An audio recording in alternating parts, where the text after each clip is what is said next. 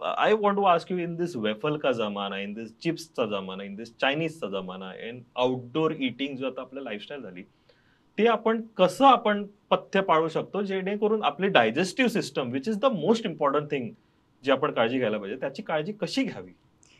Digestion सिस्टीमची काळजी घेणं म्हणजे आता आपण सगळ्यांनी तुम्ही आता जे काही सांगितले, सगळे जे काही नावं घेतली, हं, आपण आपल्या पोटाचं युनिव्हर्सल डस्टबिन करून टाकलेलं आहे, की जगामध्ये जे काय आहे ते आपण खाल्लंच पाहिजे आणि ते पचवलंच पाहिजे, असा आपला एक हं, माइंडसेट होऊन गेलेला आहे. परंतु त्याच्यामध्ये नाकारताही येत नाही, की आपलं आउटिंगही वाढलेलं आहे, आपल्याला बाहेरचं हं. खावंही लागतं आणि यू से की salads are healthy, which is not okay. Actually. तर ह्याच्यामध्ये कसं आहे, की हायली प्रोसेस्ड फूड जे आहे, हं, ते अव्हॉइडच करायला पाहिजे. हं, वॅफल्स जे आहे, ते सगळे पुरेपूर मैद्यानं बनलेले असतात, ते हं, अव्हॉइड केलेलेच चांगले. हं, but if you want to eat it, तर हं, त्यावेळेला पोर्शन कमी करणं, हं, म्हणजे पूर्ण एक वॅफलचा सेट घेऊन तो पूर्ण खाणे, तो जिरवणे, धिस इज नॉट गुड.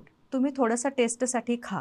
हं, थोडं टेस्टसाठी खा आणि बाकीचं जे काही हं, जेवण आहे, ते आपलं हेल्दी, व्यवस्थित शिजवलेलं आणि ज्याच्यामध्ये पुरेपूर सगळे पौष्टांक जे आहेत हं, ते असणं हे फार गरजेचं आहे. हं, आणि त्याच्यामध्ये आपण कसं आहे, की सगळा अभ्यास करून व्यवस्थित आपलं आउटिंग आणि हं, आपलं जे काही लाईफ आहे म्हणजे आपलं एक लाईफ वर्क बॅलन्स म्हणा किंवा हं, फूड लाईफ बॅलन्स म्हणा, हा आपण तो ठरवला पाहिजे, की कसं खायला पाहिजे. तर माझ्या आरोग्य मंत्र ह्या पुस्तकामध्ये मी काय खायला पाहिजे आणि काय नाही, याची एक जंत्री लिस्ट दिलेली हं. आहे. तर ते तुम्ही वाचलीत तर त्याचा फायदा निश्चितच होऊ शकतो.